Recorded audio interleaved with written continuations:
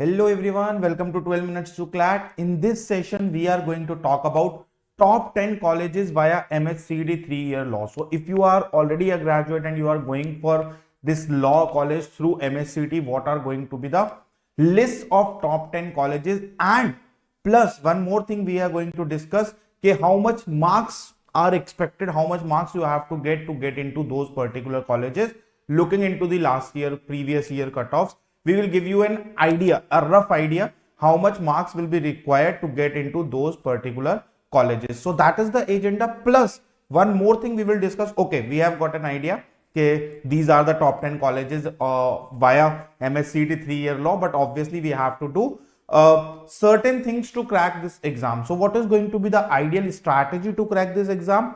Plus we will be discussing some questions which have already came in the exam, or the lookalikes of the exam, the questions which came in the exam. So basically 3 point session होने वाला है यहाँ पे, जहां पे हम लोग top 10 colleges के बारे में डिस्कशन करेंगे, उनके लिए कितने मार्क्स चाहिए, क्या रिक्वायरमेंट है, उसके बारे में डिस्कस करेंगे. Ideally what should be our strategy, जिसके बेसिस पे हम इस एग्जाम को क्रैक कर सकते हैं, कैसे कैसे हमें जाना चाहिए, उसको भी डिस्कशन करेंगे. And finally we are going to solve certain questions which are going to be maybe exact questions और the replica of what comes in the examination. So इस तरीके से हम लोग इस सेशन में आगे बढ़ेंगे. So let's quickly begin the session.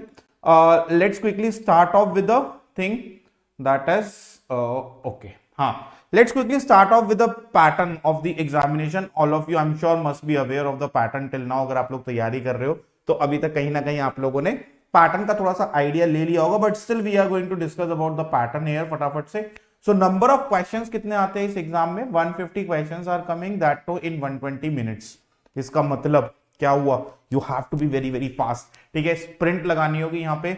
Jogging से काम नहीं चलेगा, रनिंग से भी काम नहीं चलेगा. You have to be like और गुड स्प्रिंटर हेयर, राइट? तो स्प्रिंट लगानी पड़ेगी हमको. 120 minutes, 150 questions. English and Marathi दोनों में पेपर आता है, but trust me, most of the student only and only be opting for the English language, and there is a reason for it, because you can say in this exam English as a section will be coming in the exam, and it is of you can say around somewhere close to 33.33%. अभी हम discuss करेंगे वो सारी चीजें कि क्या क्या subjects आते हैं and everything. But there is the good news also. क्या गुड न्यूज है? No negative marking. इसका मतलब you can go on for attempting all the 150 question. तो 120 मिनट्स में लास्ट के 1-2 मिनट्स में तो सारे क्वेश्चन अटेम्प्ट कर देना. That should be your ideal strategy. फटाफट से एक बार मैं डिस्ट्रीब्यूशन ऑफ द मार्क्स बता देता हूं before moving on to the law schools which you will be getting through this college, और टॉप 10 लॉ स्कूल्स की जो आप थंबनेल पढ़ के आए हो उसके बारे में हम लोग बात करेंगे. अब मैं क्यों बोल रहा था कि reasoning most of the student attempt this section in English language, because you can see here. क्या देख पा रहे हो आप? यार इंग्लिश तो बहुत ही ज्यादा आ रही है. 50 questions are of English out of 150. That means how much percentage English is coming? You can say sir 1/3, और 1/3 का मतलब होता है 33.33% इंग्लिश आ रही है, यानी 1/3 of the exam is going to be English. तो अगर हम मराठी में पेपर देते हैं तो obviously it will be difficult अगर हमारी इंग्लिश अच्छी नहीं है. तो that is the reason most of the student go for the English language according to the previous data. हम यहाँ पे सिर्फ डेटा की बात कर रहे हैं, बिकॉज इंग्लिश हैवीली पूछी जा रही है इस एग्जाम में. आप समझ रहे हो, 1/3 सेक्शन ही इंग्लिश को दे दिया गया है. So of that is the reason कि यहाँ पर इंग्लिश डोमिनेट करेगी. ठीक है, rest you will be getting logical and analytical reasoning. There is one more good news here. If you look at the pattern subject wise distribution, that quant is not coming in this exam. So once again you have got some good news. Finally sir quant तो नहीं आ रही है. बिल्कुल जी बिल्कुल. तो there is a good news. Plus general knowledge आएगी, current affair, legal aptitude and legal reasoning भी आएगी. But it might be possible that you will be getting some couple of questions of quant section in the analytical reasoning. Although नहीं आते, but any day they can come up with that thing also कि यार एक दो quant के question डाल देते हैं. So that student will be surprised with that. So don't worry, no need to surprise. If something new is coming in the exam, it's coming for everyone. आपके लिए भी वो चीज आ रही है, मेरे लिए भी आ रही है, सबके लिए वो चीज आ रही है. तो उसमें घबराने जैसी कोई बात नहीं है. मार्क्स पर question is 1 mark and no negative marking. So total 150 questions, 150 marks. That is going to be the pattern of this examination. अभी इसको हम डिटेल में स्टडी करेंगे कि भाई कैसे करना है, क्या करना है. बट उससे पहले let me just give you an idea, जो आप थंबनेल देख करके आए हो, कि सर टॉप 10 लॉ स्कूल्स कौन से हैं जो इस एग्जाम के थ्रू हमको मिल सकते हैं. सो जीएलसी मुंबई हो गया, एसएलसी हो गया, नवजीवन लॉ कॉलेज हो गया, ठीक है। So if you look at this is going to be the list in the same order, ठीक है। दैट इज, मैं जो बोल रहा हूं कि टॉप कॉलेज आ रहा है टॉप पे, लास्ट कॉलेज आ रहा है लास्ट पे। So this is the list, this is a comprehensive list of, you can say only 10 colleges out of so many colleges. So हम यहाँ पे सिर्फ टॉप 10 की बात कर रहे हैं, बट एक्चुअली में अगर आप मुझसे पूछोगे कि सर कितने कॉलेजेस हैं, बहुत सारे कॉलेजेस हैं, ठीक है। If you ask me the number of seat, although there is a separate slide for that, 16,240 seats are there, right. So that means you can just get an idea, किसी college में 60 seats है, किसी college में 240 है, कहीं पे 120 है। So there are n number of seats available. इसका मतलब there is a very golden opportunity for you to get selected in this, right? So 16,240 बहुत ज्यादा सीट्स हो जाती हैं। अब हम बात करते हैं कि सर आपको कैसे पता, ओपनिंग क्लोजिंग मार्क्स बता रहे हैं हम, प्रीवियस ईयर का यहाँ पर डिस्कशन कर रहे हैं। So this is to get you an approximate idea, right. So don't rely on these numbers कि बस अब तो यही मार्क्स बस लेकर के आने हैं। दिस इज जस्ट ओपनिंग की वाला कॉलेज रैंक तक इस मार्क्स पे ओपन हुआ था, एंड देन यहां तक आउट ऑफ 150 ऑब्वियसली मार्क्स अगर हम बात करेंगे तो। सो 90 पे क्लोजिंग हो गया था, उसके नीचे किसी भी बच्चे को नहीं मिला था। जीएलसी यू कैन सी 128 पे ओपनिंग हुई थी, लेकिन क्लोजिंग इसकी 102 है, इसीलिए मैं इसको नंबर 1 कॉलेज बोलता हूं। ऑल्दो अगर ओपनिंग मार्क्स के हिसाब से देखोगे प्रीवियस ईयर के तो ये नंबर 2 पे आ रहा है, बट क्लोजिंग मार्क्स देखोगे तो वो बहुत ज्यादा डिफरेंस है, around the difference of their is I can say 12 marks का डिफरेंस आ रहा है। दैट मींस ऑब्वियसली जीएलसी सबसे अच्छा कॉलेज है, and I think majority of you already know, but ये रैंकिंग जो हमने यहाँ पे लगाई है वो ओपनिंग के अकॉर्डिंग लगाई है। क्लोजिंग के अकॉर्डिंग लगाते तो ये हमारा थर्ड कॉलेज आ जाता, सेकंड कॉलेज आ जाता, right. So that is Gokhale education societies law college Kharghar, ठीक है। फीस भी थोड़ी सी कुछ कॉलेजेस की बहुत कम है, तो you have to see that aspect also if you are going for these colleges, ठीक है। सो इस तरीके से यहाँ पे लिस्ट बनाई गई है। Plus if you look at one more college, KC law college Mumbai, interestingly closing marks was 114, that should be coming highest with that thing, ठीक है। So that's how the marks have been distributed, and accordingly you can get an idea कि यार कितने marks के around चाहिए। तो मैं अगर आप मुझसे पूछोगे सर सेफ स्कोर क्या है, I can say safe score for these colleges is, अगर आप somewhere close to 110 112 लेकर के आ रहे हो तो you can get whatever college you want। तो 110 out of 150 पे आपकी बल्ले बल्ले है, ठीक है, कोई प्रॉब्लम नहीं है। इनफैक्ट आई विल से यार 105 102 को भी आप एक बेंचमार्क मान सकते हो। सो बट 110 को पकड़ के नहीं बैठ जाना है, अब एक स्कोर नहीं पकड़ना है कि यार 110 हो सकता है इस साल पेपर टफ आ जाए। सो 100 जो चीज 110 पे मिल रही थी वो आपको 90 पे मिल जाए, तो प्लस माइनस 15-20 मार्क्स लेकर के चलने, या बहुत इजी पेपर आ जाए, जो चीज 110 पे मिल रही है 120 पे। And you have to remember one more thing, there is no negative marking, सब 150 अटेम्प्ट करके आने वाले हैं, आपको भी करके आना है। मैं ये नहीं सुनूं कि सर एग्जाम तो दे दिया लेकिन लास्ट में ना मैंने 20 क्वेश्चन छोड़ दिए। अरे भाई 20 क्वेश्चन 1 मिनट में मार्क करके आओ ना आंसर, सबका ए भी मार्क करके आओगे तो 20 में से कम प्रोबेबिलिटी ये कहती है कि 1/4 तो सही होंगे ही होंगे, 4 ऑप्शन है तो यानी 5 क्वेश्चन तो सही हो ही जाएंगे। So why to waste those 5 marks? Are you able to understand this? और अगर किस्मत बहुत अच्छी हुई तो पता लगा 7-8 मार्क्स आ गए वहां पर। तो इसीलिए पहले तो अपना अटेम्प्ट करते रहना है, बट लास्ट के 1 और 2 मिनट्स में अपनी स्ट्रैटेजी होनी चाहिए। We should go on for attempting, we should aggressively attempt all the questions, and ideally strategy उसमें यही होती है, ये मत करना किसी में ए मार्क कर दो, ब्लाइंड गेस नहीं करना, किसी में बी कर दो, किसी में सी कर दो, मतलब बेसिकली ब्लाइंड गेस करना है, ऐसे कैलकुलेटिव गेस वर्क नहीं करना, वहां पे वो परेशानी दे देगा। क्या बात कर रहे हो सर, सब ब्लाइंड गेस के लिए मना करते? नहीं, आप जब लास्ट में मान लो 10 क्वेश्चंस बच रहे हैं, सबका ए करो या बी करो या सी करो या डी करो, ऐसे मत करना कि यार किसी का ए कर दिया किसी का बी, तो उसमें आप फंस जाओगे, ठीक है। सो that's how it looks like कि ये कॉलेजेस हैं, ये इनकी कट ऑफ मार्क्स है अप्रोक्सीमेटली, जिसके बारे में ये बेसिकली सेशन था। बट अगर मैं फिर से बता रहा हूं नंबर ऑफ सीट्स अगर आप मुझसे पूछोगे, I am not talking about the top 10 colleges, top 10 की तो कम होंगी ऑब्वियसली इससे। टोटल सीट्स की अगर मैं बात करूंगा, so it would be 16,240 seats through this exam, that is MSCET 3 year law के थ्रू। इतनी सारी सीट्स अवेलेबल है, मतलब सिलेक्शन तो हो ही जाएगा। टारगेट क्या है? टारगेट जीएलसी होना चाहिए दिमाग में, टारगेट एसएलसी होना चाहिए दिमाग में, बट टारगेट वही होना चाहिए टॉप 3, 4, 5 कॉलेजेस के अंदर में हम जाएं। ऑल्दो बाकी कॉलेजेस भी अच्छे हैं, but this is how this exam works. तो थोड़ा सा समझ में आ गया, बट सर ठीक है, one aspect of this session is over कि what are the top 10 colleges, what is the approximate number that should be in our mind, कि हाँ यार वो एक फिगर है 105 110 की, उससे प्लस माइनस 15 मार्क्स हम ऑब्वियसली कर सकते हैं। ऐसा नहीं कि 90 अटेम्प्ट हो पा रहे हैं तो फिर बस परेशान हो जाओगे उस टाइम पे, नहीं, हो सकता है उस साल पेपर टफ आ जाए, या 120 हो रहे हैं तो अब तो हो ही गया, नहीं, कुछ भी हो सकता है। So just a rough idea is around 105 and 110 marks, that is something you guys should be targeting here. अब आगे बढ़ते हैं सर, 105 10 तक पहुंचना भी तो है, what should be our strategy, कैसे पहुंचे उस 105 to 10 मार्क्स तक। सो सबसे पहले तो सिलेबस को समझ लेते हैं, ठीक है। Syllabus is broadly divided into 4 categories और you can say 4 subjects, 4 different subjects. First subject is legal aptitude और you can say legal reasoning वाला subject. Then comes your general knowledge with current affairs, static भी आएगी इसमें और current affairs भी आएंगे। Then your logical and analytical reasoning section, जिसमें से कि I will be also be taking a part of this section, that is analytical part I am going to take here, ठीक है। उसके मैं अभी टॉपिक भी बताऊंगा कौन से टॉपिक मैं आपको पढ़ाऊंगा यहाँ पे, if you enroll with us, ठीक है। तो and critical Soloni ma'am will be taking care.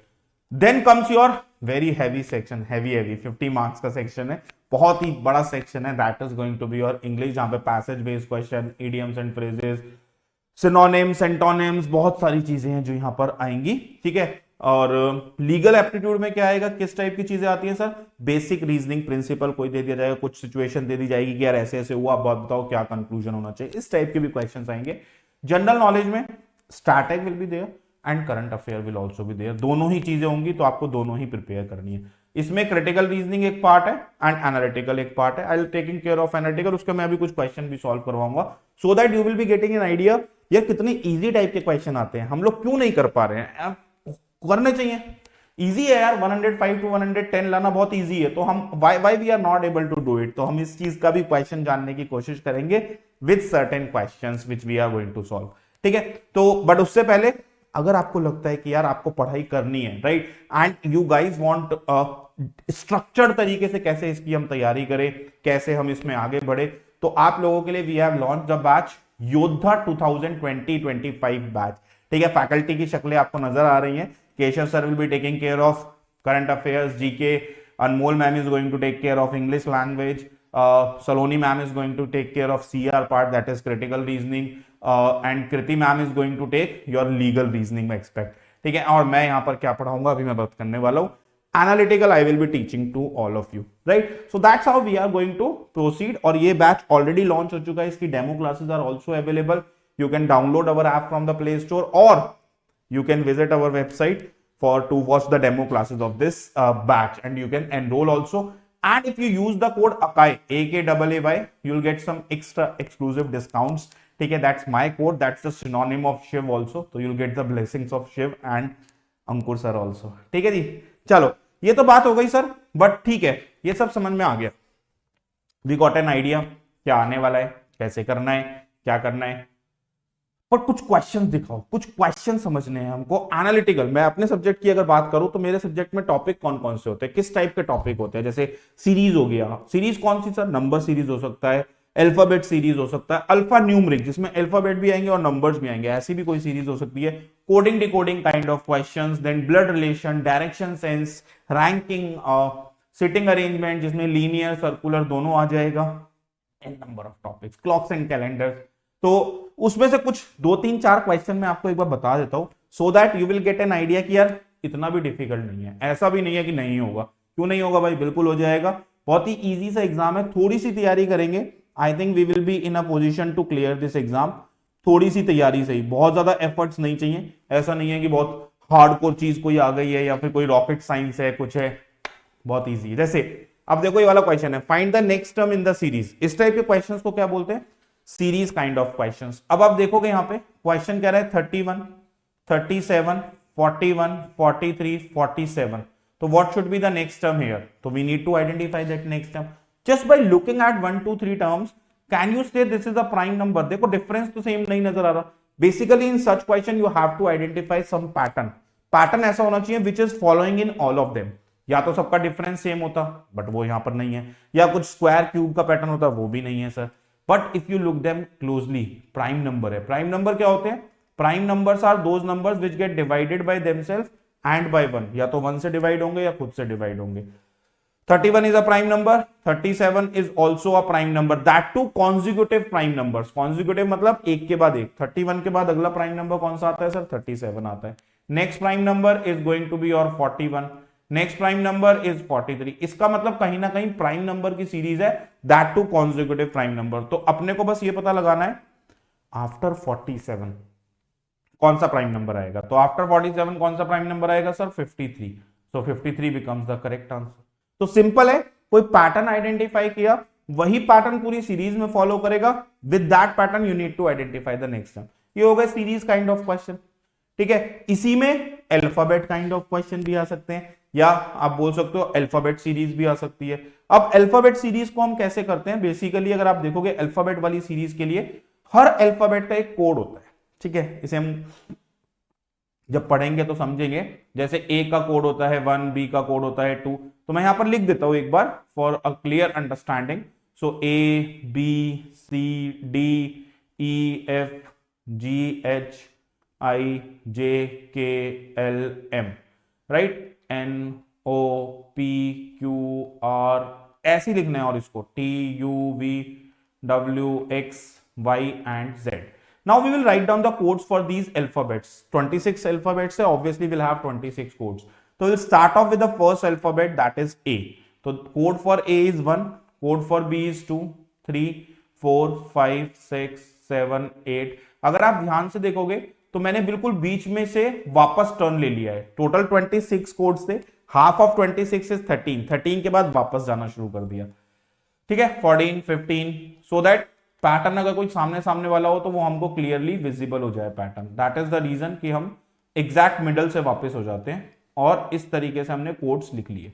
अब हमें अगर सबके कोड्स पता है, and now we have to solve the question which is given to us. क्या कह रहा है question? If you look at the question closely, A Y D, B V F, C R G, G M J and KGL. You need to identify what should be the next term, what should be the next three alphabets का group. That should be our answer. तो अब identify क्या करना है? फिर से pattern identify करना है. तो first term of every group देखो, कोड क्या है इनके, ध्यान से अगर आप देखोगे तो.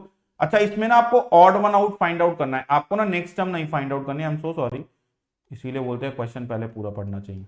ठीक है, ऑड वन आउट मतलब जिसकी वजह से ये पैटर्न खराब हो रहा है. ये टाइप के क्वेश्चन थोड़े से डिफिकल्ट होते हैं. ठीक है, इसमें क्या करना होता है, किसकी वजह से ये पैटर्न खराब हो रहा है, मतलब पैटर्न नहीं काम कर रहा है, तो कौन सा वो है. तो अगर आप देखो यहाँ 1 था, यहाँ 2 था, यहाँ 3 था, तो यहाँ पे 4 होना चाहिए था. तो देख के ऐसा लग रहा है कि शायद ये खराब कर रहा है पैटर्न को. ठीक है, 1 2 3 4 ऐसे चलना चाहिए था. बट अगर यहाँ 4 आना चाहिए था तो यहाँ पे 5 आना चाहिए था, राइट. बट के का अगर आप कोड देखोगे तो कोड फॉर के इज 11, राइट. अगर मान लो ये खराब हो रहा था तो यहाँ पे हमारा एक्चुअली में जी आ रहा है and the code for G is 7. But ideally अगर आप देखो तो आपको यहाँ पे 4 चाहिए था. 4 मतलब यू वांट हियर डी. अगर यहाँ डी आता तो नेक्स्ट में आपको ई चाहिए था 5. बट एक्चुअली में तो 5 नहीं आ रहा, के आ रहा है. इसका मतलब problem is not there, problem इससे पहले ही आ चुकी है. कभी भी ऑड वन आउट के क्वेश्चन आएंगे तो हम कैसे आइडेंटिफाई करेंगे कि प्रॉब्लम कहां आई है? सबसे पहले तो देखो कहां से पैटर्न ब्रेक हो रहा है, और फिर उसके बाद तो उधर ही प्रॉब्लम आई होगी या उससे पहले प्रॉब्लम आ गई होगी. जैसे in this particular question if you look at it closely, 1 2, ठीक है, तो कितने का इंक्रीमेंट हो रहा है सर? 1 लेटर का इंक्रीमेंट हो रहा है. क्या पता यहां पर अगले में 1 का ना होना हो, 2 का इंक्रीमेंट होना हो. एक बार ट्राई तो करते हैं, हिट एंड ट्रायल ही कर सकते हैं, बिकॉज पैटर्न आइडेंटिफिकेशन में कोई सेट रूल नहीं है कि ये रूल लगा तो सारे क्वेश्चन हो जाएंगे. सो 30-40 सेकंड्स में अगर हिट कर रहा है तो very good, otherwise leave the question and move on to the next one. थोड़ी प्रैक्टिस करोगे 30-40 सेकंड्स में 90% क्वेश्चन हिट कर जाएंगे, इस टाइप के पैटर्न वाले क्वेश्चन जो होते हैं. ठीक है, तो अगर +2 होना चाहिए था तो यहां पर सर सी नहीं होना चाहिए था, यहां पर होना चाहिए था डी, और उसका कोड होना चाहिए था 4, राइट. और अगर सेम पैटर्न पे हम जाएंगे तो यहां पर होना चाहिए था +3.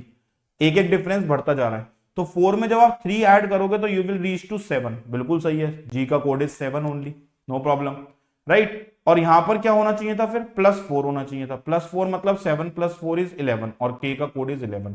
अब बिल्कुल कैलकुलेशन ठीक हो रही है सर, और सीआरजी हमारा करेक्ट आंसर आ जा रहा है, मतलब सीआरजी में प्रॉब्लम है, B option is the correct answer. Are you getting it? Now somebody will come and say sir नहीं, मैं तो कोई और पैटर्न से आंसर निकालने की कोशिश करूंगा। Same question could be solve with multiple patterns also. तो ऐसा नहीं है कि मेरे दिमाग में ये स्ट्राइक किया तो कोई और बच्चा आएगा वो कहेगा नहीं सर मेरे दिमाग में तो ये स्ट्राइक नहीं किया, कुछ और स्ट्राइक किया है, आप बताओ क्या वो गलत है। जैसे somebody will come and say okay, AYD is a group, BVF is also a group, CRG is also a group, GMJ is also a group, and KGL is also a group. Now if you look at the codes of each group and you sum it up, ठीक है, अगर आप देखो A का code is 1, इसका code is 25 and this is 4, तो अगर आप तीनों को ऐड करोगे तो how much you are going to get sir? तो 25 plus 5 is going to be 30।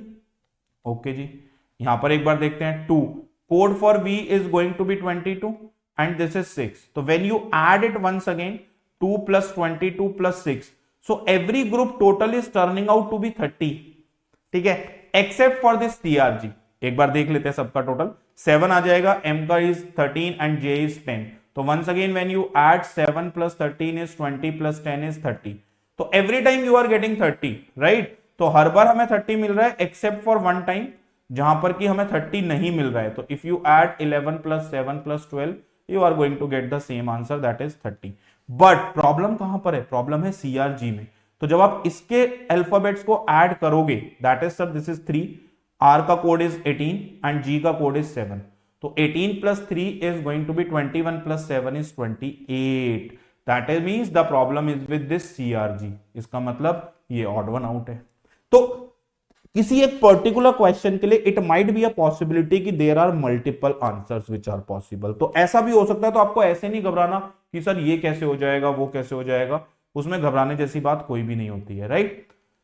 चलो अब ये coding decoding kind of question में ऐसे क्वेश्चन भी आ जाते हैं कि sun shines brightly is coded as this. अब इसका मतलब ये नहीं कि सन का कोड BA है, शाइन का कोड LO है, ब्राइटली का कोड SUL है। That's wrong, that is not the correct way.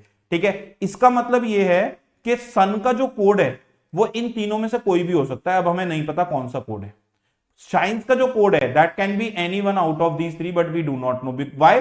Because respectively word नहीं लिखा ना।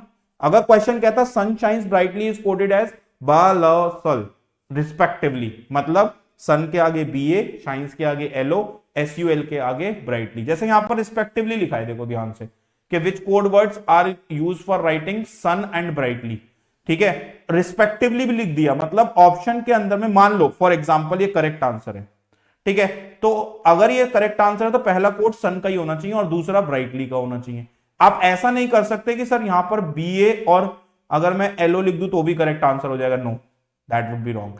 सो respectively word is very very important in these question, जो हम लोग कई बार भूल जाते हैं या फिर कई बार हम मिस कर देते हैं, जिसकी वजह से हमारे गलत आंसर्स आ जाते हैं। जैसे अगर आप इसको देखो, यहां पे आपको सन का कोड निकालना है। अब सन का कोड कैसे फाइंड आउट करोगे? Just look for the statement where the sun is coming.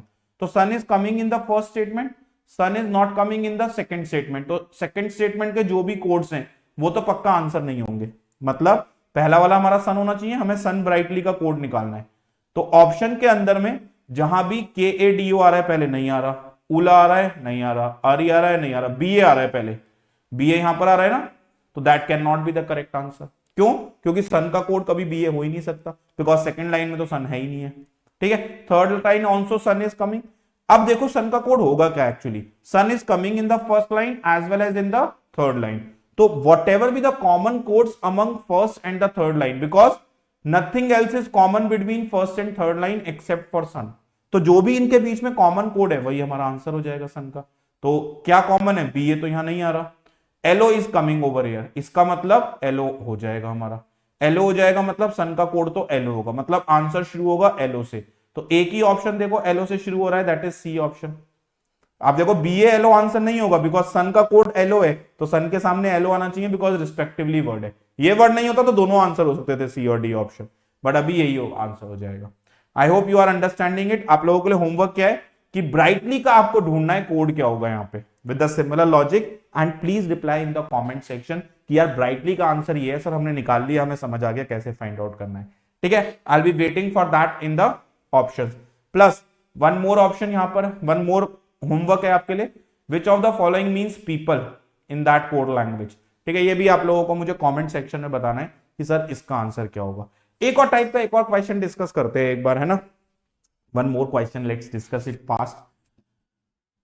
क्या कह रहा है ये क्वेश्चन? ये क्वेश्चन कह रहा है अ वर्ड इज रिप्रेजेंटेड, अब ये पूरी लाइन जब आप पढ़ोगे, पूरा सब कुछ पढ़ने में टाइम ज्यादा लगेगा, मैं आपको डायरेक्टली बताता हूं what is the meaning of this, आप बाद में पढ़ लेना। ये कहना चाह रहा है कि जब भी आपको किसी भी लेटर का कोड निकालना है, जैसे for example if you want to calculate the, if you want to find out the codes for F, ठीक है, तो कहां कहां पे एफ आ रहा है, आप ध्यान से देखो, F is coming over here, ठीक है, और कहां आ रहा है F, F is coming over here, जहां जहां भी एफ आ रहा है वहां से आप कोड निकाल सकते हो। लेकिन जब भी आप उसका कोड लिखोगे तो ध्यान से देखो, ठीक है, a letter first by its row, सबसे पहले उसकी रो कौन सी है, रो है जीरो, तो जीरो आ गया, and next bye it's column, और कॉलम कौन सा है, जीरो, तो जीरो जीरो आंसर हो गया, एक कोड इसका ये हो गया। तो दूसरा कोड क्या होगा, F is also coming in the first row, तो first row, and in which column, in the second column, तो सेकंड कॉलम, 1 2 भी इसका कोड हो गया। और कहां आ रहा है sir F, F is coming over here, ये वाले से इसका कोड क्या बनेगा, it is coming in the second row and in which column, fourth column, तो 2 4 हो जाएगा। ये पूरी कहानी यहां लिखी हुई है। और क्या हो सकता है एफ का code, these are all the possible codes for F, right. तो थर्ड रो में आ रहा है एंड फर्स्ट कॉलम में आ रहा है, तो 3 1 हो जाएगा, ठीक है। What should be coming over here, that should be your sir fourth row में आ रहा है और थर्ड कॉलम में आ रहा है, right. So that's how we can calculate the code for F. ऐसे ही अगर आप मुझसे पूछोगे सर अच्छा ओके एक बार बताओ what should be the code for, let's say, या फिर 7 8 किस किस का कोड है, 7 8 किस पे क्या आ रहा है, ये भी पता लगा सकते हैं। 7 यहां तो आ ही नहीं रहा फर्स्ट मैट्रिक्स में, सेकंड मैट्रिक्स में आ रहा है, मतलब 7 रो, ठीक है, एंड 8th कॉलम पे क्या आ रहा है, तो आप देखोगे डी आ रहा है, आप बोलोगे सर डी कोड है इसका, right. Like this you have to calculate and give the answer. तो एक क्वेश्चन कर लेते हैं इसका भी, एंड लेट्स सी क्या आंसर होगा। क्या क्वेश्चन है, identify the set for the word most, ठीक है, ऑप्शंस गिवन है, यानी ये एम का कोड होगा इन चारों में से कोई, ठीक है, ये ओ का कोड होगा इन चारों में से, ये एस का होगा और ये टी का होगा, ठीक है। सो एक बार फाइंड आउट करते हैं एंड लेट्स सी। सबसे पहले अगर मैं बात करूं कि एम के कोड की, ठीक है, सबसे पहले एम का कोड, ऑप्शन वाइज चलते हैं। Can 40 be the code for M, can 40 be the code for M, 40, yes 40 is the code for M, तो इसको निग्लेक्ट नहीं कर सकते। Can 33 be the code for M, 33 code है क्या एम का, 33, yes sir 33 is also the code for M, option नहीं जाएगा, ठीक है। सबसे पहले हम किसके लिए सॉल्व कर रहे हैं, एम के लिए। 21 कोड है क्या एम का, 21 is also a code for M, एक भी ऑप्शन एलिमिनेट नहीं हुआ। 02 is also the code for M, 0 row and second column, तो कोई फायदा नहीं हुआ, ठीक है भाई, चारों ही हो सकते हैं। Now let's go for O, O का कोड क्या क्या पॉसिबल है, can 44 be the possibility for O, 4 yes, O is coming at 4 fourth row fourth column, right। Can 20 be coming, 20 पे क्या आ रहा है, 20 once again O is coming, second row and 0 column, कोई option eliminate नहीं हुआ। 0 interestingly 0 पे we are getting F, O नहीं आ रहा है, इसका मतलब this option is gone. Are you understanding how I am doing it भाई, जब थर्ड OO मतलब 0 is the code for F, 0 row and 0 column is the code for F, not the code for O। इसका मतलब अगर ये O का code नहीं है तो ये मोस्ट का कोड नहीं होगा। ऐसे ही लेट्स गो फॉर S, ठीक है, अब ये वाला तो ऑप्शन गायब ही हो गया, इसको चेक ही नहीं करना।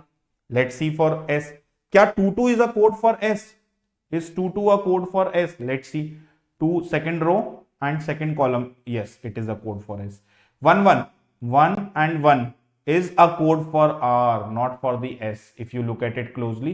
इसका मतलब ये तो S का कोड नहीं है, ये तो R का कोड है 1 1, यानी this option is also gone, right। now only 2 options are left out। 3 4 होगा क्या कोड इसका, 3 4 तो होगा ही होगा, यस, ठीक है। अब देखते हैं हम T के लिए, T के लिए चेक करते हैं, 8 9 और 5 6 दो ही चेक करने हैं। तो 8 9 क्या कोड है T का, 8 row and 9th column is a code for A, not for T, यानी this is also gone, this has to be the correct answer। You can cross verify also, 5 6 check कर लो, 5 6 is the code for T, right।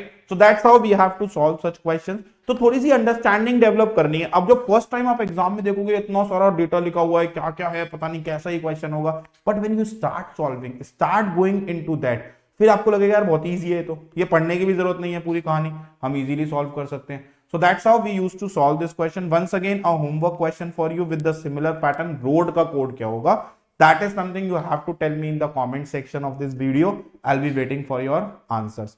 Once again, अगर इसी type से आप structured तरीके से पूरा समझना चाहते हो कैसे क्या होता है, किस टाइप के क्वेश्चन आते हैं, प्रीवियस क्वेश्चन को डिस्कस करते हुए पूरा अच्छे से पढ़ाई करना चाहते हो स्ट्रक्चर्ड वे में, तो we have launch a batch for you, that is a Yoddha batch. If you want to enroll, please use the code AKAI AKAAY to get some extra discount. Plus that's my personal code. तो वो use करोगे तो it would be advantageous for you as well as for me. Plus that's the synonym for Shiva also. तो उनकी भी blessings आपको मिलेंगी.